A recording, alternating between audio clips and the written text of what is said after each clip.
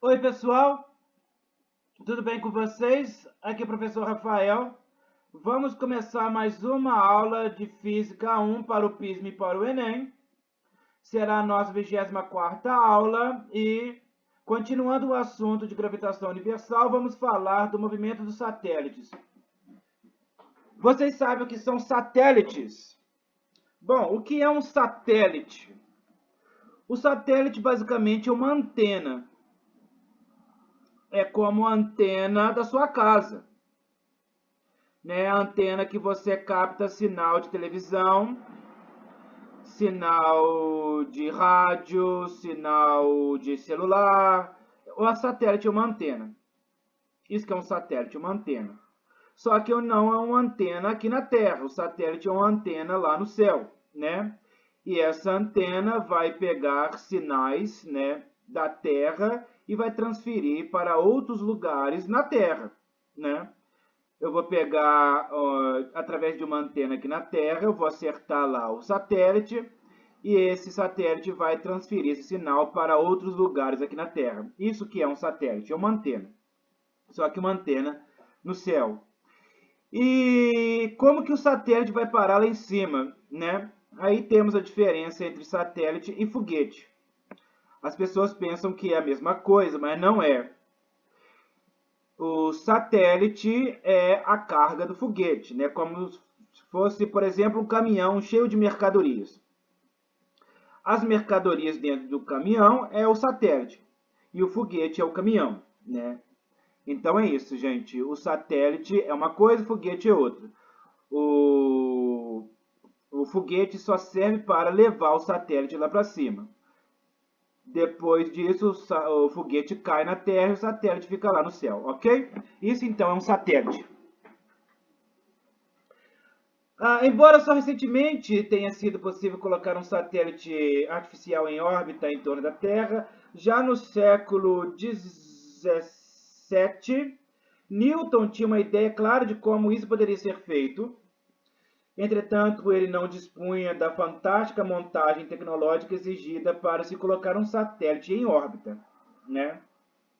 O Newton lá já tinha a ideia do que seria um satélite, mas os foguetes que levam o satélite lá para cima não pertenciam à realidade desse gênio da física chamado Newton, né?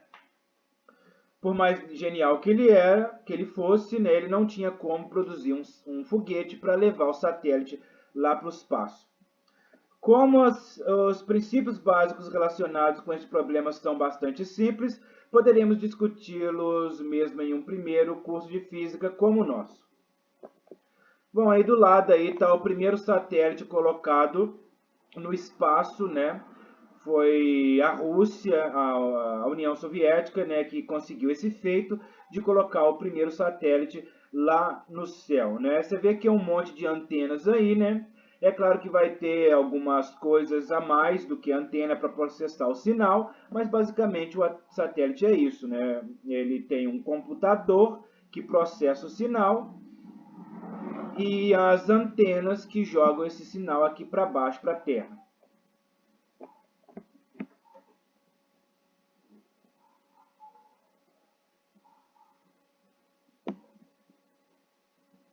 Como é possível colocar um satélite em órbita?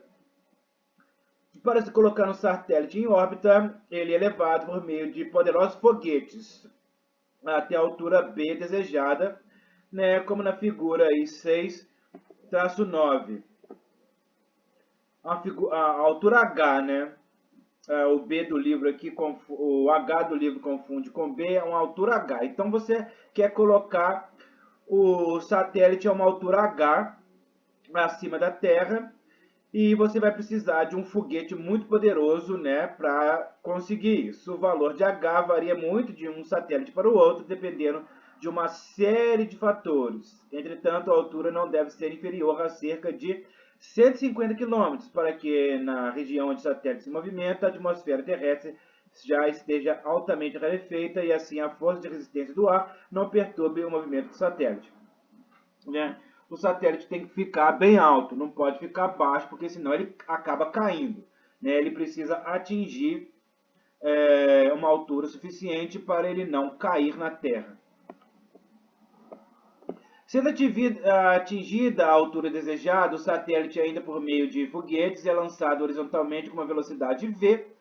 Né? Como já sabemos, a Terra exerce sobre o satélite uma força F de atração, né, chamada gravidade, que alterará a variação da velocidade, fazendo com que ele descreva uma trajetória curvilínea.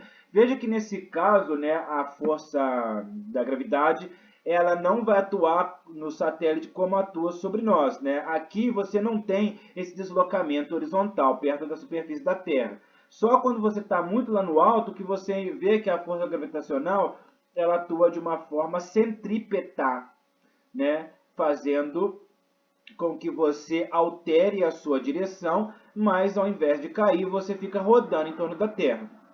Muitas pessoas pensam erroneamente que naquela altura a força de atração da Terra sobre o satélite é nula ou desprezível. Claro que não. Existe a força gravitacional, só que ela não faz você cair, ela faz você ficar rodando. Se isto fosse verdadeiro, o satélite, após ser lançado com velocidade, continuaria a se mover em linha reta com essa velocidade e não entraria em órbita em torno da Terra. Para que a trajetória do satélite seja uma órbita circular em torno do centro da Terra, a velocidade horizontal v deverá ter um valor determinado, que calcularemos dentro em pouco. Isto porque a força F de atração da Terra deve proporcionar a força centrípeta necessária para este movimento. Uma vez colocado em órbita e não existindo nenhuma perturbação, o satélite continuará girando indefinidamente em torno da Terra. Bom, agora vamos para o cálculo da velocidade do satélite. Vamos calcular agora a velocidade que deve ser comunicada a um satélite para que ele entre em órbita circular em torno do centro da Terra. O raio R de sua órbita, como mostra na figura 6-9, é dado por... Então, aqui temos a figura 6-9. O raio da sua órbita vai ser igual ao raio da Terra, mais a altura acima da superfície da Terra, que é a altura da órbita do satélite. Então, você tem que o raio acima do centro da Terra, né, em relação ao centro da Terra, vai ser o raio da Terra mais a altura em relação à superfície da Terra. E a força de atração da Terra sobre o satélite é dada por F igual a G, mzão, mzinho, dividido por R ao quadrado. Isso nós vimos na aula passada. Esse G é a constante gravitacional, mzão a massa da Terra, mzinho a massa do satélite, e esse R pequeno ao quadrado, né, é o raio, que, como foi dado nessa fórmula aqui, esse raio aqui, ele é a soma da altura do satélite em relação à superfície da Terra, mais o raio da Terra. Aí, onde m é a massa do satélite e mzão é a massa da Terra, lembre-se de que a massa mzão pode ser suposta concentrada no centro da Terra, né? A lei de Newton prevê isso, que para fins de cálculo é melhor concentrar toda a massa na Terra como estando no centro dela. Como esta força proporciona a força centrípeta que mantém o satélite em órbita, podemos concluir que seu valor é igual a mv ao quadrado sobre r, né? Que nas aulas passadas nós vimos que mv ao quadrado sobre r é a expressão para a força centrípeta, que é a expressão geral de uma força centrípeta. Portanto, teremos que mv ao quadrado sobre r é igual a mzão vezes mzinho dividido por r ao quadrado vezes a constante gravitacional. Aí nós fazemos algumas manipulações matemáticas, né? Muito fácil fazer isso. E nós encontramos essa expressão aqui, né? Que está aqui nesse quadrinho aqui, né? Que é V igual a raiz de G mzão sobre R. Isso daí nós vamos dizer que é a velocidade da órbita, né? A órbita possui essa velocidade aí. Não tem como você colocar um corpo lá em cima parado. Não. Ele não vai ficar parado de jeito nenhum. Ele vai para ele ficar lá em cima, o satélite ficar lá em cima, ele tem que ter uma velocidade horizontal em relação à Terra, uma velocidade de órbita, né? Ele não vai ficar aqui parado. O satélite não vai ficar aqui parado. O satélite, para ele ficar lá em cima, ele tem que ter uma velocidade. Ele tem que ter uma velocidade. Então, essa velocidade é dada por essa expressão aqui, ó, que é a velocidade da órbita. Não é nem velocidade do satélite. É a velocidade da órbita. Qualquer coisa, um carro, uma pessoa, o satélite, uma montanha, se você colocar ele lá naquela altura, ele vai assumir essa velocidade aqui. Se ele não tiver essa velocidade, ele vai ou descer ou subir, né? Ele vai cair na Terra ou vai se afastar da Terra. Mas para ele ficar paradinho lá naquela órbita, lá naquela distância em relação à superfície da Terra, ele tem que ter essa velocidade aí, que é a raiz de Gzão, mzão, dividido por r ao quadrado. Por r só, né? R ao quadrado não. Logo, se nos for fornecida a altura de um satélite em órbita, poderemos calcular sua velocidade uma vez que os valores de Gzão e mzão são conhecidos. Observe que essa velocidade não depende da massa do satélite e que, quanto maior for a sua altura, menor será a sua velocidade. Ok, agora vamos calcular o período do satélite. O tempo que o satélite gasta para dar uma volta em torno do centro da Terra é o seu período. Durante este tempo t, a distância percorrida pelo satélite será dada por 2πr, né? 2πr sendo aí o comprimento da circunferência, né? Então, como se trata de um movimento uniforme, teremos que 2πr é igual a velocidade vezes período, né? Velocidade vezes tempo é distância percorrida. Então, aqui nós temos que ter o período é igual a 2πr dividido por v. Né? Só fazer essa manipulação aqui, né? Entendendo que 2πr é o comprimento da circunferência, né? Ele vai descrever lá um movimento curvo, e vt aí é o espaço percorrido. Então, nós conseguimos chegar a essa expressão aqui que, ao usar para calcular, vai nos dar o período da órbita. Assim como já sabemos calcular v, essa expressão nos permitirá determinar o período do satélite. E o satélite estacionário, né, ou geoestacionário? Muito interessante esse tipo de satélite, né? Um exemplo de satélite geoestacionário é o satélite GPS. Ele costuma ficar lá paradinho no lugar dele, né? E tem outros também, por exemplo, o satélite de monitoramento da Amazônia, ele fica lá paradinho no lugar dele lá, ele não move com relação à superfície da Terra. E como que isso acontece? Suponha que um satélite esteja colocado em órbita em uma altura de aproximadamente 36 mil quilômetros sobre um ponto do Equador. Veja que altura enorme, 36 mil quilômetros. Só para ter uma comparação, a Estação Espacial Internacional, que tem seres humanos, né, por mais de 20 anos, né, sempre tem pessoas lá no céu, fica a 450 quilômetros, mais ou menos, 450 quilômetros, bem pertinho, né?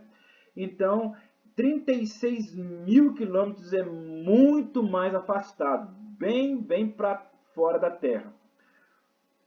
O raio de sua órbita será Rzinho igual a Rzão mais H, né? Onde que o Rzão, como vimos, é o raio da Terra e H é a altura em relação à superfície da Terra. E como o raio da Terra é aproximadamente igual a 6 mil quilômetros, teremos que, para o raio da órbita, cerca de 42 mil quilômetros, né? Então vai ficar 42 mil quilômetros afastado do centro da Terra. Levando este valor de R na expressão V igual a raiz de Gm sobre R ao quadrado, obtemos para o satélite uma velocidade V igual a 10.800 km por hora. Veja que velocidade incrível, 10.800 km por hora. Conhecendo essa velocidade, podemos calcular o período do satélite para a relação T 2πr sobre V. Efetuando os cálculos, encontramos 24 horas. Você poderia ter feito o contrário também, né? Que seria o mais óbvio. Você não sabia isso daqui, né? De onde que você chuta isso aqui? Não sabíamos, né? Podemos partir do suposto que queremos um satélite estacionário, né? Então o período vai ser igual à rotação da Terra de 24 horas. Aí colocamos aqui, aí nós iríamos achar um valor de velocidade. Esse valor de velocidade nós colocamos aqui, aí nós acharíamos um raio aí igual a 42 mil quilômetros. Ok? Bom, continuamos aí um pouco mais falando sobre o movimento de satélites. Observe que este período é igual ao período de rotação da Terra e isso torna este satélite muito importante, como ele está situado no plano do equador terrestre e gira junto com a Terra, gastando ambos o mesmo tempo para dar uma volta. O satélite parecerá estar parado para um observador na Terra. É isto que ocorre com os famosos satélites estacionários tipo Intelsat. Intelsat são satélites aí já antigos, né, que trazem a televisão por satélite ao Brasil. Então, os dados modernamente em telecomunicações. Assim, quando você assiste um programa via satélite, o sinal de TV, antes de chegar ao seu aparelho, foi enviado até o satélite a cerca de 3.600 quilômetros de altura, né, em relação à superfície da Terra. Então é isso, vai ter uma antena aqui na Terra, essa antena poderosa vai enviar sinal para o satélite, né? O satélite Intelsat, e esse satélite vai mandar esse sinal de volta para a Terra para ser captado pela sua antena. Este sinal é recebido por antenas parabólicas. O satélite é como se fosse uma antena parabólica, né? Uma antena parabólica no céu que pega o sinal e envia novamente para a Terra, né? E mais alguns equipamentos eletrônicos que vão processar o sinal. Como os sinais de TV se propagam com a velocidade da luz, o tempo que estes sinais gastam para ir até o satélite e voltar à Terra é muito pequeno, menos de um segundo. Por isso, é possível assistir a um lance de uma partida de futebol realizada na Europa, por exemplo, praticamente no mesmo instante em que ele ocorreu no gramado. Bom, vamos a um exemplo. Qual o valor da velocidade horizontal que deve ser comunicada a um objeto para que ele entre em órbita rasante à superfície da Terra? Rasante. O que o livro quer dizer com rasante à superfície da Terra? Vamos lá.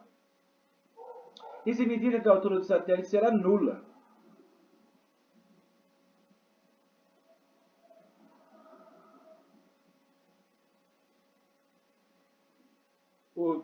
Que o raio de sua órbita será o raio da Terra. Como sugere a figura,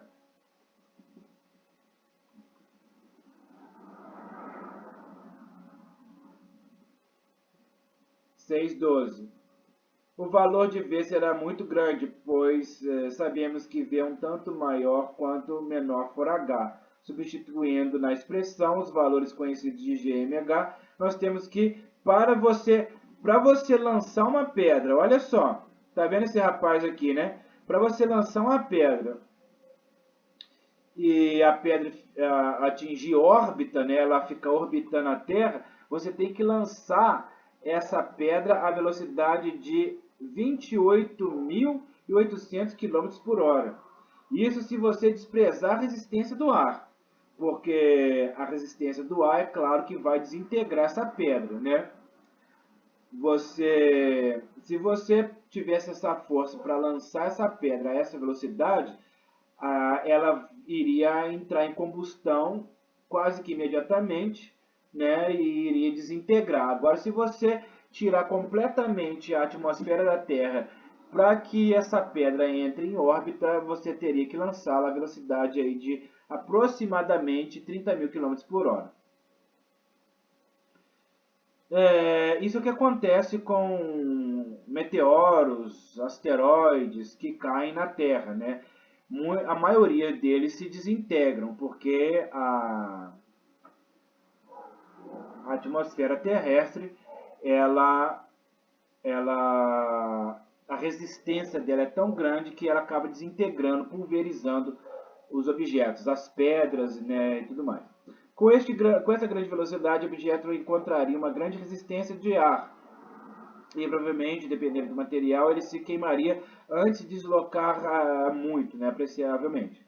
Além disso, você poderá citar vários outros fatores que impediriam a realização dessa experiência, mas não tenha dúvidas que se todos esses fatores pudessem ser eliminados, né, e se você comunicasse corretamente a um objeto a velocidade calculada acima, ele entraria em órbita e você o teria de volta sem cair na superfície da Terra após ter completado uma volta em torno dela. Ok, pessoal? Bom, aí esse daí foi o vídeo, a nossa aula, né, a última aula sobre gravitação universal, né, movimento dos satélites. Né, o nosso objetivo aqui é acompanhar o livro e debater os temas, né? Espero que vocês tentem fazer os exercícios, porque é muito importante para a física, para a matemática e ciências exatas que vocês tentem fazer os exercícios, porque é assim que se aprende. Foi assim que eu passei no vestibular, né? Eu não apenas assisti a aula do professor, eu fiz muito exercício, né? Enchi vários cadernos de exercício, porque é assim que se estuda para áreas de exatas, né? Matérias das áreas de exatas. Então, pessoal, essa foi a aula. Espero que vocês entrem em contato com o monitor e resolvam alguns exercícios. Tchau!